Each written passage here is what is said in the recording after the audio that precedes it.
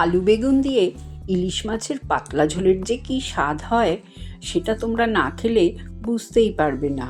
আমার মতন একবার বানিয়ে দেখো। গরম ভাতের সাথে এই ঝোল থাকলে আর কিন্তু কিচ্ছু লাগবে না। ইলিশ মাছগুলো ধুয়ে নুন হলুদ মাখিয়ে রেখেছি। গ্যাস অন করে সর্ষের তেল গরম করে তাতে আলু আর বেগুনগুলো নুন হলুদ দিয়ে লাল লাল করে ভেজে তুলে নেব। ওই তেলে কালো জিরে আর কাঁচা লঙ্কা ফোড়ন দিয়ে ভেজে রাখা আলু বেগুন কাঁচা লঙ্কা পরিমাণ মতো নুন হলুদ সামান্য জল দিয়ে ভালো করে কষিয়ে নেব। যখন মশলার সাথে ভালো করে কষে আলু আর বেগুন গলে যাবে সেই সময় দিয়ে দেব আমি নুন হলুদ মাখানো মাছগুলো কিন্তু ভাজিনি, কাঁচাই দিয়েছি। 5 মিনিট নাড়াচাড়া করে পরিমাণ মতন গরম জল দিয়ে ভালো করে ফুটিয়ে ঢাকা দিয়ে রেখে দিলাম।